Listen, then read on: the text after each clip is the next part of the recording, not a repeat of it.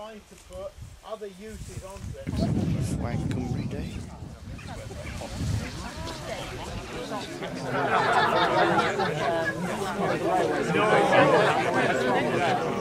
And so we can go over there. Yeah.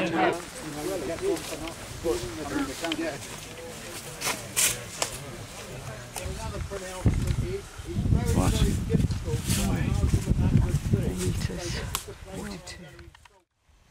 but I still want to go back to this business of fertiliser, because one of the things we've been missing is just the relationship, and we've got it basically from the tree.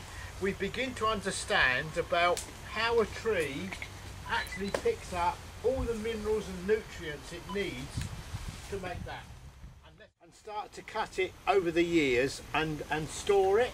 Store some for the winter and give some to the animals in the summer as well. We're talking organic, it may go work, but when oil runs out, you're going to have to deal with it. A little bit about fungi. Only recently, when we've begun to be able to identify the presence of fungi through their DNA, their genetic material, have we begun to appreciate how widespread they are. People think of fungi as things that, oh, they're nasty things, they get me silage, they spoil it, they kill trees, they attack the grass, they cause rust and smuts and so on. A very, very few fungi fit in that category. The majority of fungi work in a sort of symbiotic relationship with plants and animals. And how important that is only just beginning to emerge. 94% of all the plants that have been looked at have been found to contain fungi. I've given it I've measured it because, as we all know, oaks are growing by putting on an annual ring on the outside every year.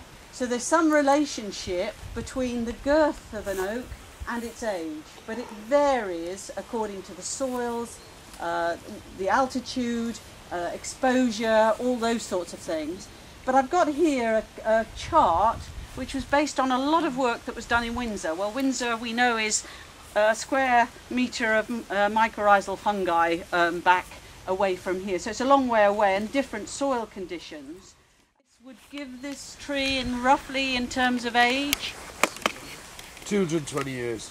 220, not bad. Bearing in mind that this is a very wet, high rainfall area, probably we're looking at about 250. So Sensible people come here.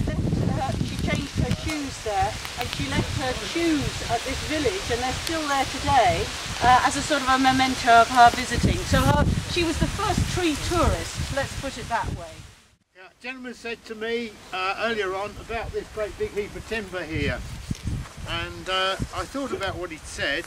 100 years old, that's been constantly pulling in minerals and nutrients and stuff like that from the soil, and they're actually stored in that tree.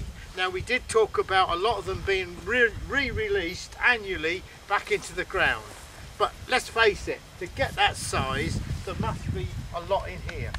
Yeah, so if this was my tree and I wasn't going to use it for wood fuel or anything, I'd start to think about the breaking down process. So it's slow release fertiliser, but natural fertiliser, which you can afford. We want to remember, whether we're farmers or whoever we are. But I'd like to thank the Woodland Trust for organising this alongside the Country Council of Wales and FWAG, who, as you probably, well, as you... Because you ain't going to be able to afford oil, Sean. And the trees will help you in the future. And thank you for coming.